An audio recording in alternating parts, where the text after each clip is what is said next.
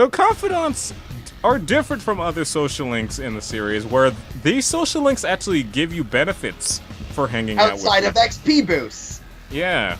Originally, when Persona 3 and Persona 4 had their social link system, you would upgrade a rank, and then when you made new personas in that arcana that the character that you upgraded the rank belonged to, you would get an experience boost that gave them late skills earlier than like where you would get them. Also, maxing out a link lets you fuse a super specific persona, which you can only get once you get a special item from the person. Which is from their max rank. Because back in P3, you could get a character to rank 10, but you could say the wrong thing, and you could be at rank 10, but they wouldn't give you the special item. Huh. Because you messed up right at the end. Yeah, I should mention,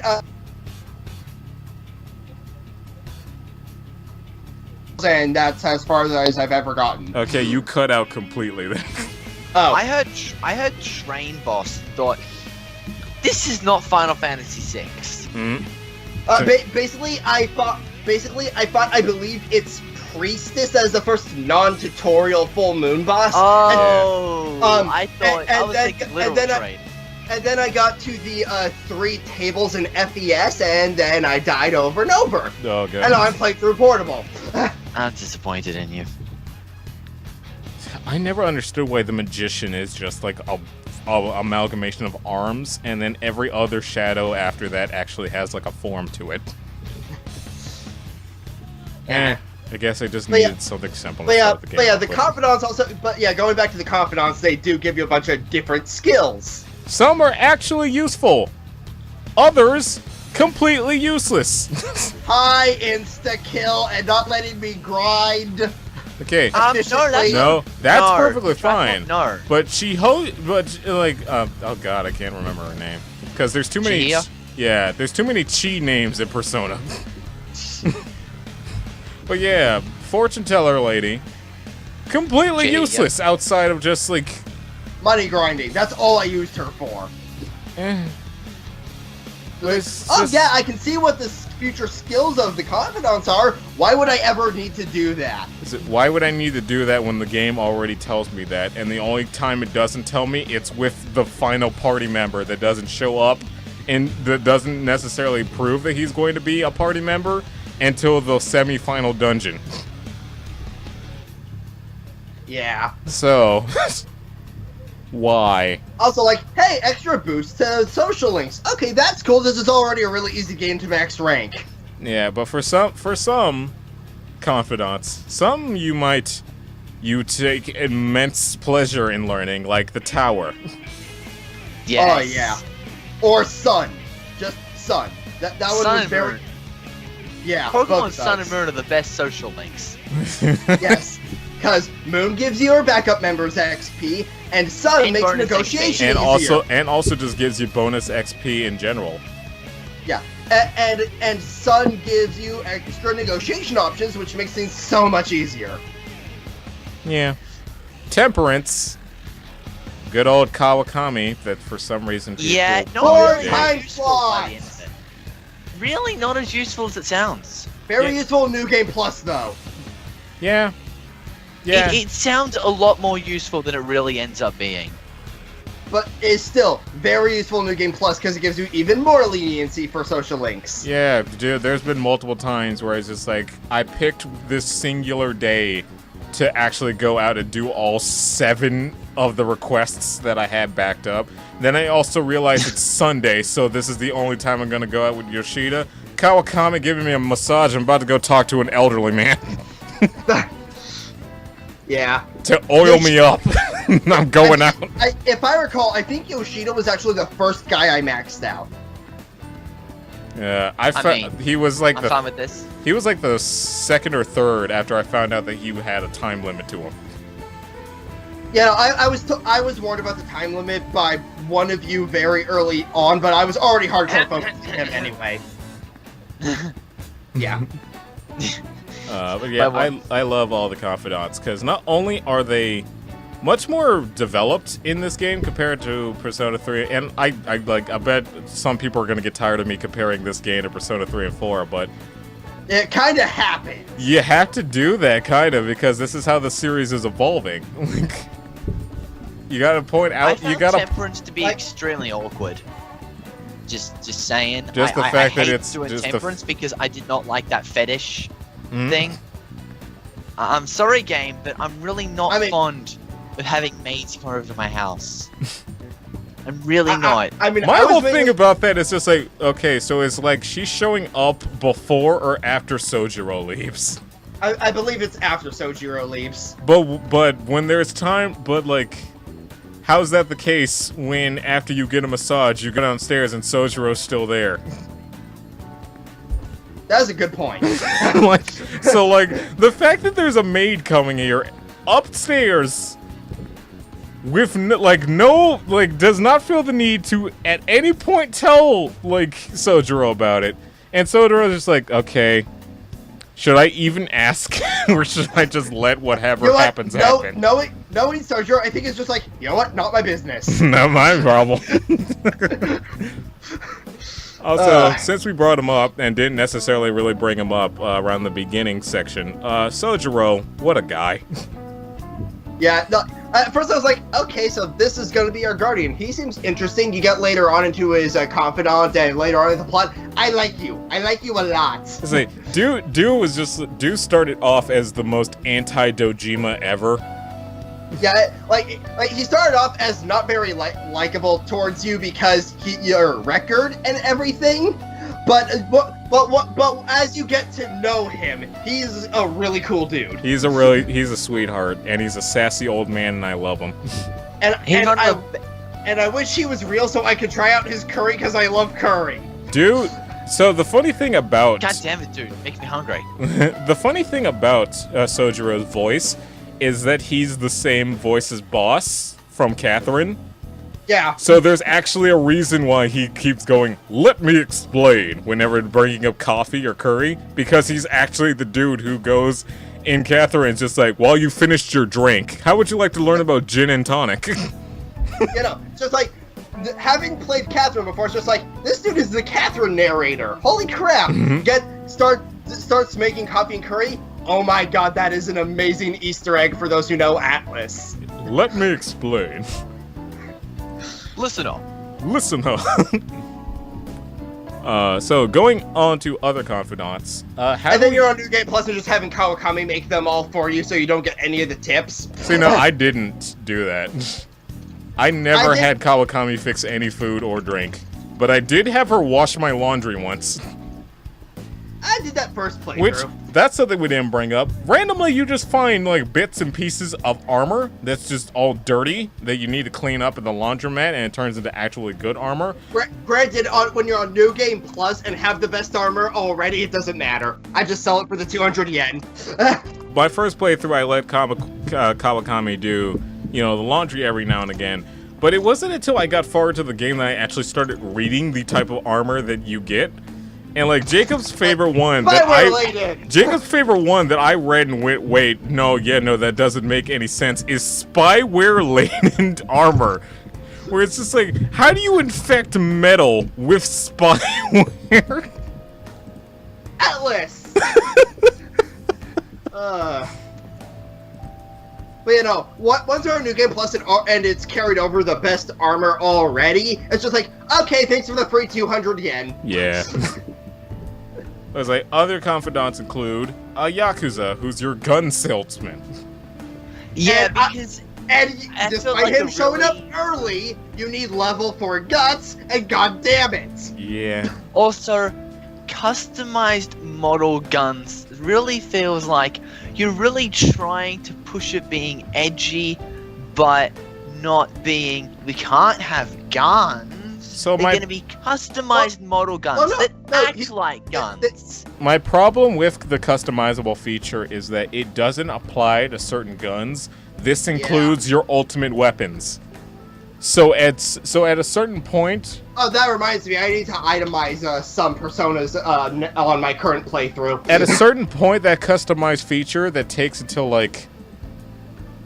like real late in the rank. I don't even remember which like rank level it is, but it's like the second to last one he gives you, and it ends up being completely useless depending on how quick you decided to do it. Still, he did have one of the, in my opinion, he has one of the better confidant stories. Granted, they're all pretty good stories. Yeah. Oh, okay. So, I see what it is now. So, customizing, you could custom. He makes it so that you customize guns from the start, but as you progress, you get to customize different tiers Better and of better guns. ones, and also get discounts on it. Yeah, discount comes at rank 5, but other than that, yeah, once you get into max customization, then you could do quote-unquote special grade guns. But again, you can't upgrade your ultimate weapon, so once you get once you get to New Game Plus, it kind of like that whole thing kind of becomes moot. I didn't really have the like itemized Persona Ultimate, so I still got some use out of the upgrading New Game Plus. I got my ultimate Persona gun by accident. I barely. Let me put it this way: I barely used the itemized feature, and Same. It took me a bit to realize that all the like, oh, black katana, black kotakona, blah blah blah thingy. Those are all the itemized things you need to itemize with. Yeah. One day I was just randomly, I opened up the thing. I was just like, itemize, let's see what I can make. And it's like, oh, I can make a magic resistant coat from Satan. Okay. And then I scrolled down and I saw this gun that Akira could only wield that gives me 10 in every stat. Who gives this to you? Metatron. Noted. Oh, also going on the whole like. You say people noted, like disappointed in you again. No, noted as in using for later. Exactly. You didn't do it already. You I probably haven't- barely. When I had fused Metatron, it was when I was already fusing to max out the compendium. So it was like the problem. Okay, so I was that's just the like, problem. all right, there's Metatron. Time to fuse the next guy that needs Metatron. Metatron was Exactly. my demon for like the end game. My first playthrough. But yeah, going on whole people who are shopkeepers, Takemi is so useful. I'm gonna put up a screenshot of what her office looked like in the first trailer, and then have it fade into what her office looks like now. They changed that like drastically. Like if you go back to the first trailer and look at Takemi's office, there's like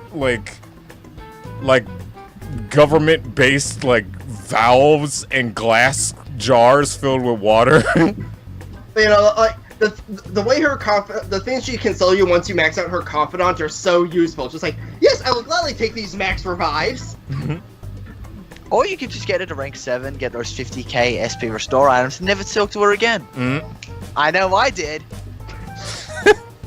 But again, going back a bit, I do like how every story in the Confidant is much more than just I have issues in what I'm currently doing right now, and or I don't know if I want to keep doing this thing. Being with you told me that maybe I should keep doing this thing. Okay, I'm gonna keep doing this thing.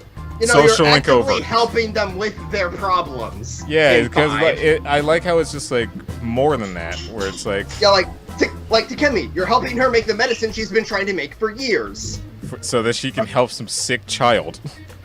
And clear her record. And then you've got, let's see, spacing on her name suddenly, the, Star Arcana. Hifumi. Yeah, Hifumi. I don't know if I really want to keep doing this fully, and my mom's being kind of pushy, and it's revealed her mom's been fixing her matches. Yeah. Which I like, and the second part about Confidants is that with certain ones, you actually go into mementos and, like, deal with the person that's, like, bothering them, with, like, bothering your confidant. So, that's always a cool thing. And then what always ends up happening at the end is just like, so, I'm talking to the leader of the Phantom Thieves, aren't I? It's just like, what? No, why would you think... How did you know like, that? It's That's like, why not would making you... sense. Yeah, why would you know? Because my problem randomly got fixed when you started helping me. Did you guys not know about the fan site and how you could suggest problems to the fan site? The fan site's supposed to be really important, guys. It's relevant to the plot. He could have posted it on the fan site. Fair. Well, except that pretty much all of them is just like, yeah, I never told anyone else about this. And like protect. Akira never at any point decides to use that as a fail safe. It's like, oh, I just put it on the aficionado website.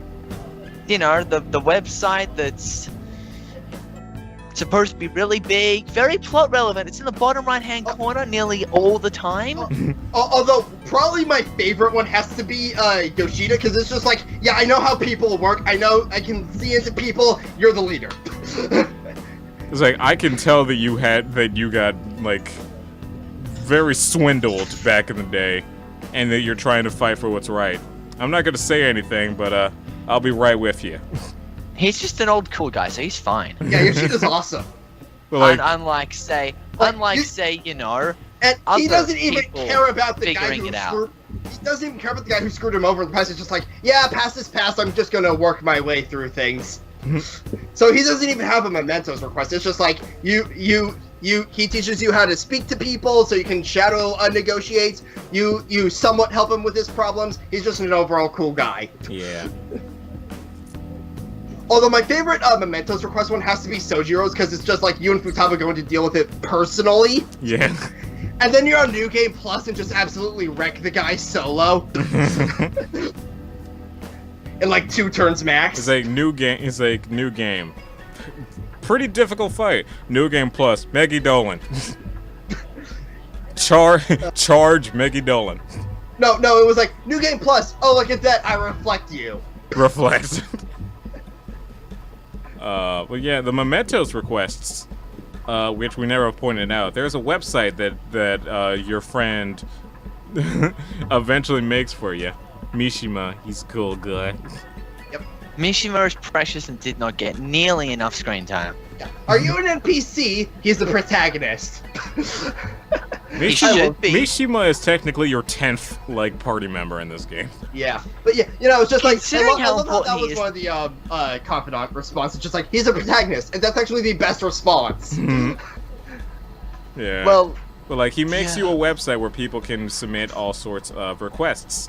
And once you get those requests, you can go down into mementos, and that's this game's side quest instead of finding random drops that only show up once you accept the quest. Yeah, I didn't like that in P4, and so I barely did it. Yeah. Good grief. Although I will miss having people like Riddle Senpai. I will miss having people that just ask me for a table, so I go fight a sentient table, and for some reason bring a table into the school to give it to them. That's amazing. But yeah, one of my favorite Persona 4 quest lines is still Riddle Senpai. Funky Student's a good character. I miss him. Funky Student for Dancing All Night When.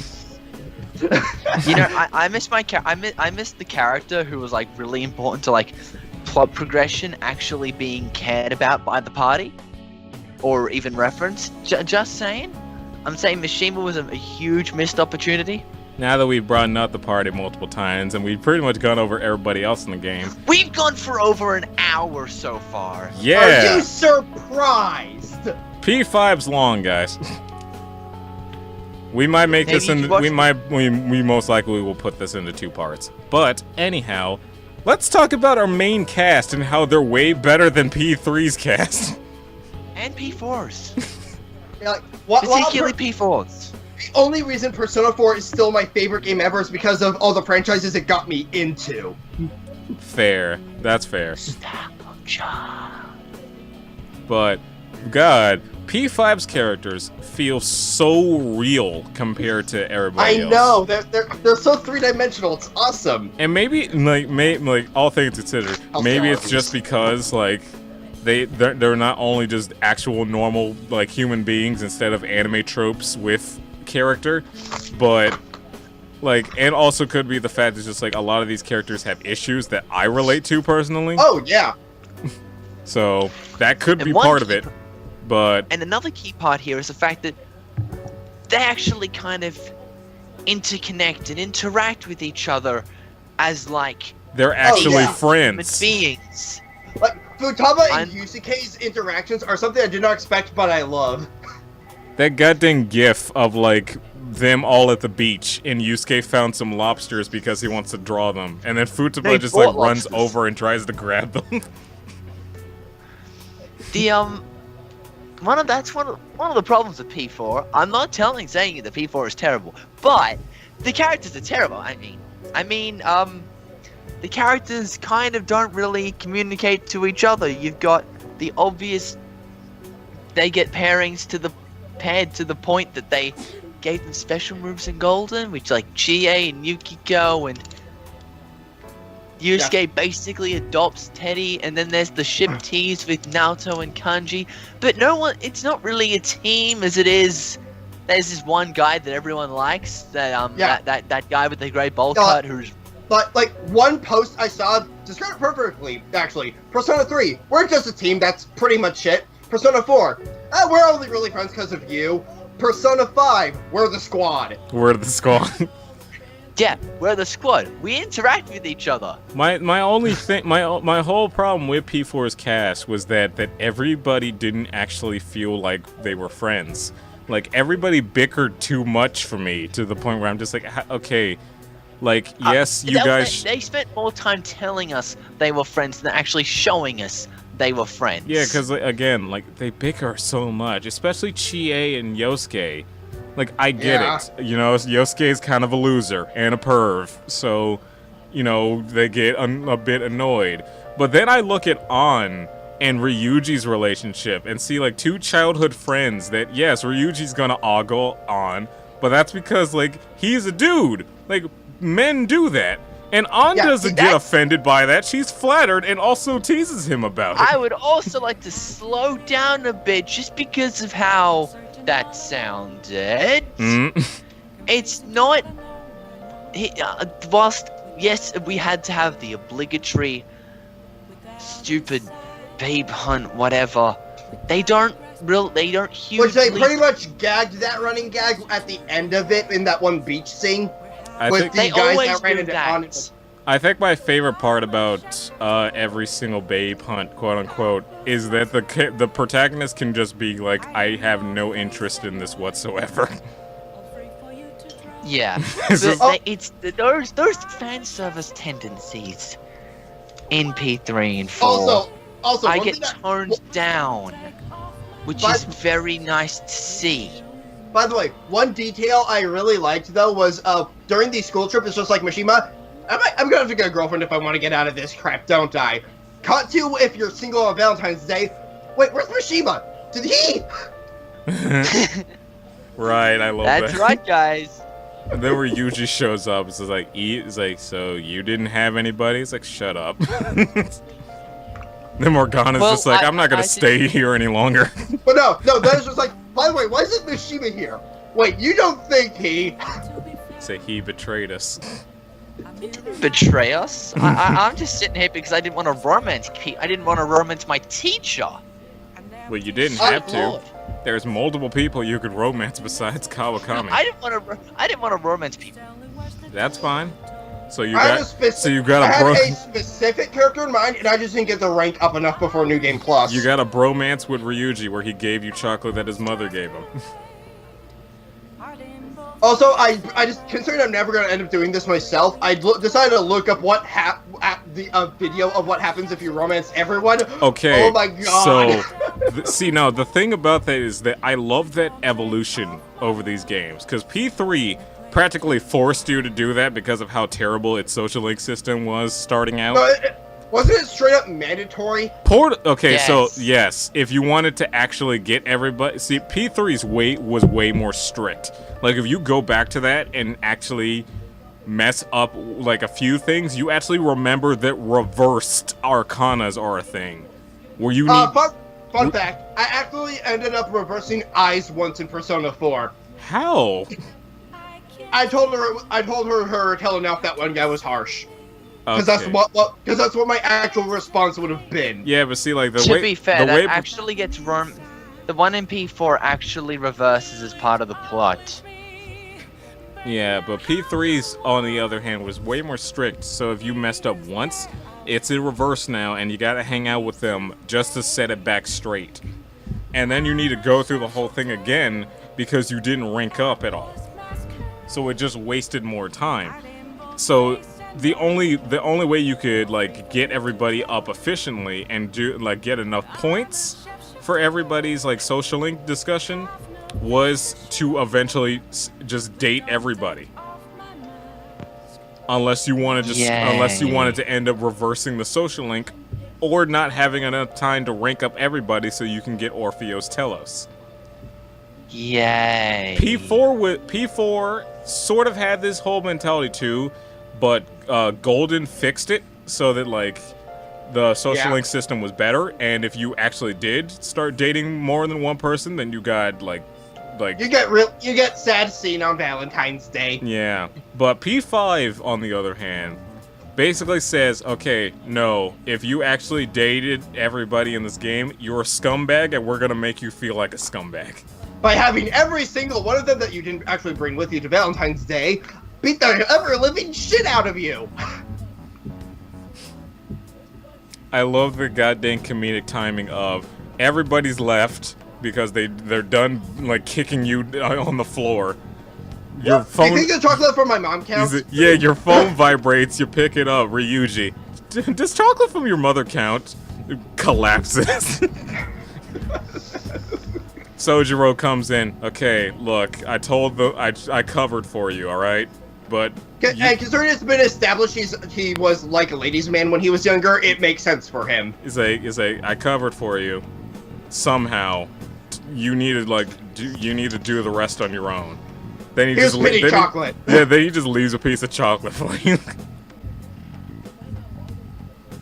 But going back to the main cast a bit, so my favorite out of the cast are Ryuji, Yusuke, Futaba, and An, with a slight bit of Makoto. Haru, I feel there's not enough of her for me to really be interested in her character at all, mainly because she doesn't really have a character, unfortunately. Yeah, her confidant was a pretty basic one, too. Yeah, it's just like... Also, hey, we brought back the vegetable thing from Persona 4 Golden. You get it, like, late into the game. Congrats. You get it, like, almost 2 dungeons away from the last dungeon, but sure. Sure, it's fine. Keep it in. And I had enough SP items anyways, and the main thing I ended up making in Persona 4 ended up being crack weights, cause treasure keys. See, now my whole thing about the growing vegetables thing in P5, and also Haru, is that when you first go up to the roof, you actually see like those flower branches there. It would have been a great detail if every now and again, if you go to the roof, she's just up there, like tending the plants, but that never happens. Yeah.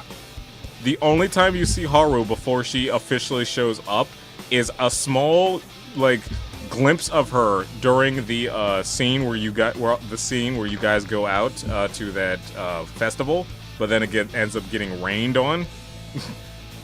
While An and Makoto are in, and Yusuke are in, like, yukatas and stuff. But then, like, you see Haru getting into a limo, and Makoto's just like, was that somebody that I think I know? Probably not. And then later you see her watering flowers at the front of the school, and then you see her at the school trip. That's pretty much it. That's how long it takes. Yeah. I wish she was utilized more. Yeah. Or just shown more than once before actually meeting her.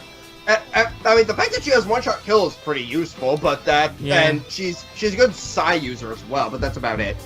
Yeah, God. I love Ryuji's development over the course of the game. Oh, yeah. Because anybody who would go from P3 to P4 would look at Ryuji and think that he's just like Junpei plus, you know? Plus Sonata. But then you actually get to like how he is as like a person, and it's so cool.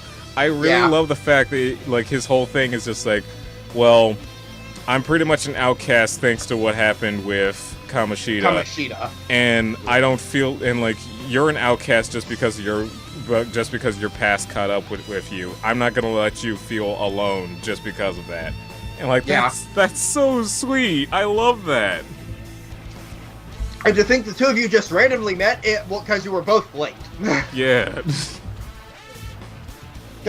Considering you're not in the same classroom, in fact, I was the only party member in the same class as you.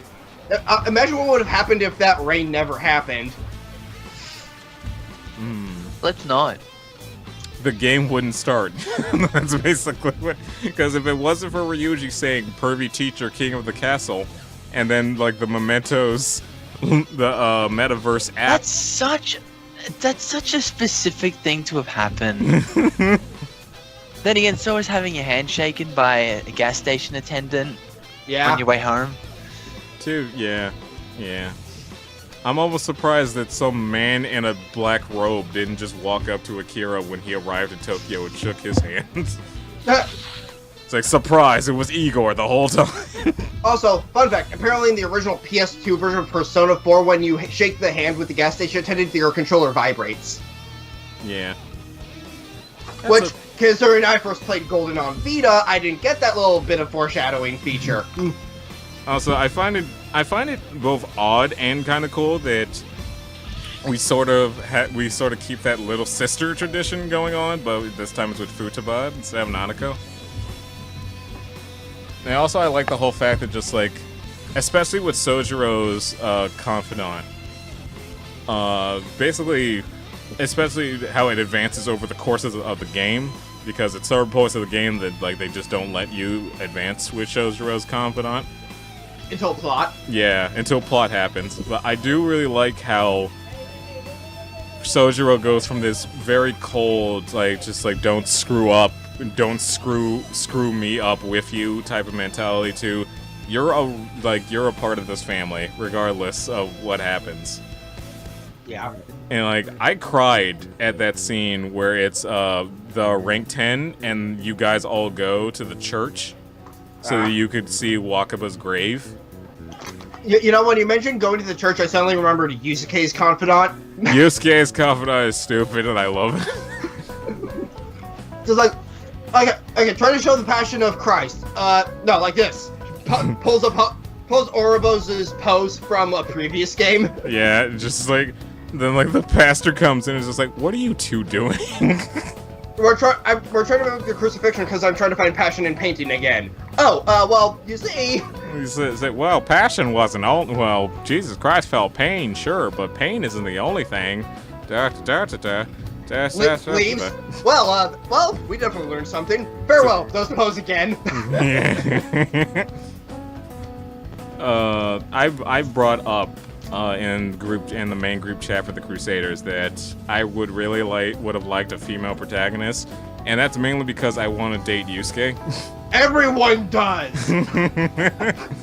But yeah, going back to the actual story with the main character, like his motivation for doing what he does. Holy crap! This game is probably the most Japanese Persona game ever, because it's way more in depth about Japanese like social standings, like how its cultural differences are, and just how stupid all of it really is. Like this isn't Phoenix Wright where they like poke fun of it. This is like, we are selling to you how terrible the living conditions are here in Japan, and we're gonna show that these people want to set things right. Yeah, like main character goes to save a girl from a very drunk politician guy, and then you get arrested for it. You get arrested and sued and prosecuted, and now you're on probation. Yep. Yeah, like, Japan is a lot less nice towards teenagers than America is, and America has some stigma already. Yeah. After the whole thing with Kamoshida, you then through chance, I realized playing through the second time that, like, as Jacob brought up, a lot of things happen in the story by chance. Like if Akira didn't stop underneath that, like, thing so he didn't keep getting wet. Underneath the store banister. Yeah, he wouldn't have met on, Ryuji wouldn't have ran into them, and they wouldn't have ended up in, like, the metaverse the first time. Then there's the whole thing where it's like, if Yusuke just like wasn't around in that area, or as the same time as An, and then just immediately see her and then decided I need to paint that person, like, Yusuke wouldn't have shown up, and you would have never found out about Madarame. From what I recall, it was a case of Yusuke seeing her by chance and then just slowly following her just to fully assert, yeah, I want to paint her, and then the scene happens. Yeah, which is just... But I also like again, I love the relationship between Ryuji and An, where it's just like, where An's just like, that dude just got off the train, he's been following me. And then Ryuji's like stretching and yawning, he's like, will you please like actually care? He's like, okay, fine. Care mode activate. Like goes up and like they're all like, both Ryuji and Akira are just like, no, you gotta get through us if you want to try and touch An. Yeah. And, but yeah, Yusuke, I like, dude, I love him. Yusuke is awesome. Dude has a very, very zany, personality. He is precious cinnamon roll. He's precious, and he's also very, like, quick to his mindset, and, like, when he has that mindset, he sticks to it until it's done with. Yeah, no, he sticks to his mindset. His mindset can be a little weird, but he sticks to it. And everyone just loves him for it. Yeah, but that whole thing where it's just like Madarame's might be also this wasn't necessarily the done. fact that it's hard for him to let go of Madarame completely throughout his confidant. Yeah, this wasn't really done often, but the way that you found out about Madarame doing like all this stuff was from a random request that you got for mementos, where you found somebody. And then it was revealed he was kind of screwed over by someone else. Yeah, and then that person meets you in real life and talks about Madarame and how he's done with his pupils. I was honestly expecting that to come up more. Like that doesn't necessarily happen too much anymore. Every single other time you just get it from the aficionado website, which I get it, it's quicker and more snappy. Or in one case, it's Makoto saying, "Hey, I need your help with this mob leader guy." I need your help with the mafia. What? Madarame, pretty run-of-the-mill type of villain, where it's just like, I stole art. What of it? Yeah, although his boss fight is still a really fun one in my opinion, because I love things that test your knowledge of weaknesses. Yeah, it's a really unique type of fight where it's just like, this part's weak to something, this part's null to something, and they bring it back for the final boss, but since Madarame is the first one to have it happen, it's more like unique to him. It means more with him as opposed to the final boss. I was still at the start used to Persona 4 where every boss had some weakness pretty much. Yeah. So it's just like, okay, like, alright, time for Kamoshida, and I just have to brute force you for a certain amount of time. Yay! Yeah. Meanwhile, Persona 4 Yukiko is just like weak to ice. But meanwhile, Chie is weak to fire, so it's one of those back and forth things. Yeah. But yeah, I love the fight against Madarame. His whole God, the designs for like all the characters when they're in the Metalverse are just like. Yeah. I love how exaggerated there are, but there are some that are also more composed. Yeah. Like, of course Akira's gonna go for the badass long coat. Yeah. I like the, subtlety that some costumes have, while others are just, in your face about it. Because, it's like Madarame wearing a gold, vest. He likes money. He's greedy. All his stuff looks gaudy. Yes. While still looking expensive. Yes, and then there's, Kaneshiro. It's bank teller. Okay, what else is there about him? Then you actually fight him, and then he ends up being Beelzebub, who just becomes part fly. Yeah, he's suddenly a mosquito. That's his hands basically do the mosquito needle. Yeah, I love that little movement, and also just his whole thing where he switches gears, because dude, in both the real world and when you first talk to him. Very composed. He's the most quiet talker in that entire game. And that's so odd. But you can still feel his anger when he is. That's so threatening, though. It's just this is a mafia boss, and he's talking to you like he would talk to a child. like a parent talking down a child. Yeah, just like you piss him off. How much was that handbag again? 3 mil. Here you go. Pay me back for that. Yeah. Also, the voice acting, we don't really bring that up too much, but like voice acting in this game is spot on, and I absolutely love Kanashiro's voice. Oh yeah. He's like, don't you know how spending money relieves stress? Well, now I'm even more stressed because there's a 3 million yen gap here.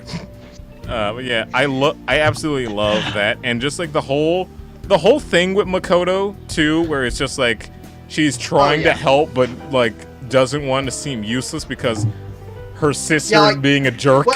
When that part of her character came up, I was like, oh nah. Like I get Sai's like whole thing of just like being stressed, but that's still the one part of the game that annoys me, because it's just like, you can be stressed. That doesn't justify you being a fucking dick to your family. Well, at least someone you pretend to care about, or at least you care about. Especially your own sister who relies on you.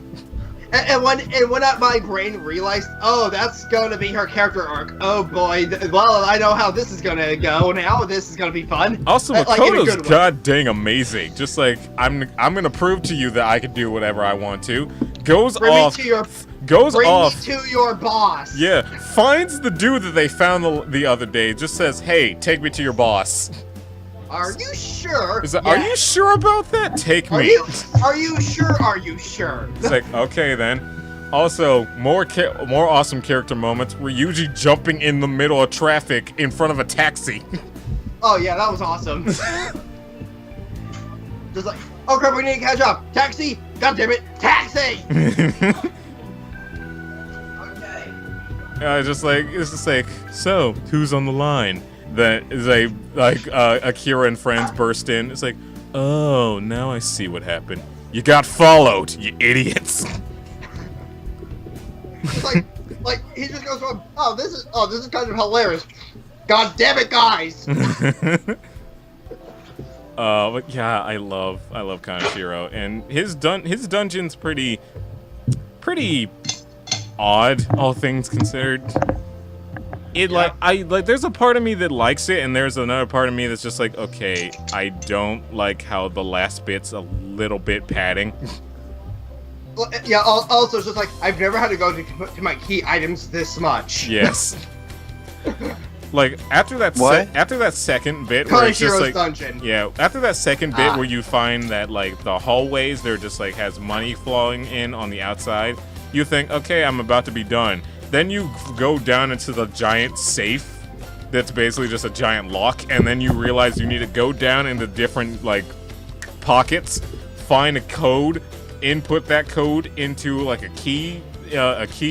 keypad, and then you unlock the next area, and then you have to keep doing that. Once I got to the third one and just, like, it started going like, oh, now just fight a boss, or just move this one to a specific spot, then I was fine with it, but those first 3 ones is just like, okay, gotta find all these keypad, like, codes, and then also need to, like, go through everything. My key items list. Go through the items list, do the math for each number and letter. It's like, Jesus Christ, guys. That was fun. It was, but, like, subsequent play... It's fun if your favorite... Like, I'll point out, like, probably my favorite game of all time is a puzzle visual novel. Yeah. Yeah. So that's you. So... but for me, it just felt like his dungeon padded a bit. Yeah. Boss fight was pretty cool with, like, the twist of, oh no, that wasn't the real fight. This giant metal pig is. Don't call it a piggy bank, it's the piggy trot. Okay. Okay. To be fair, it kind of felt like that since Blooming Villain wasn't actually playing for him at that point. Yeah, I know. I know. Like, once I realized the music started over, it's like, oh, that wasn't the real boss music. My brain just kind of tuned out there. Whoops. So, like, to me, it was just like, are they doing that just because they're trying to insinuate that Kanashiro's not that much of a threat? It was like, on his own. It's like, they're sort of doing that, and they're also sort of saying, that was only part 1, here's part 2.